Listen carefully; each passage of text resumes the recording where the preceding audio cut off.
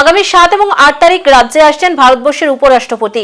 স্বাভাবিকভাবে উপরাষ্ট্রপতির এই রাজ্য সফরকে ঘিরে ইতিমধ্যে প্রশাসনিক স্তরে ব্যাপক তৎপরতা এবং প্রতিক্রিয়া তৈরি হয়।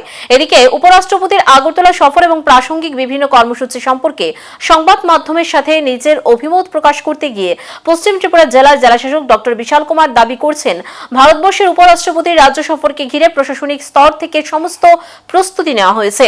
উপরাষ্ট্রপতি কর্মসূচি সম্পর্কে জানতে গিয়ে ডক্টর বিশাল কুমার দাবি করেছেন, উপরাষ্ট্রপতি আগরতলা আসার পর অ্যালবার্ট এক্কা পার্কে শহীদদের প্রতি শ্রদ্ধাঞ্জলি নিবেদন করবেন। যেমন করবেন ঠিক একই রকম ভাবে হাপানিয়া আন্তর্জাতিক মেলা প্রাঙ্গণে লাখপতি দিদিদের সাথেও কর্মসূচি রয়েছে।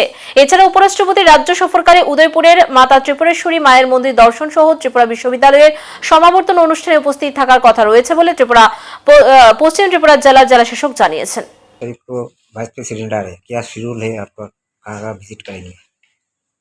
7 तारीख को माननीय उपराष्ट्रपति अगरतला में आ रहे हैं। और वो 7 और 8 को उनका यहाँ पे कई प्रोग्राम इसमें महत्वपूर्ण है। माता बारी में माता के दर्शन सब करेंगे।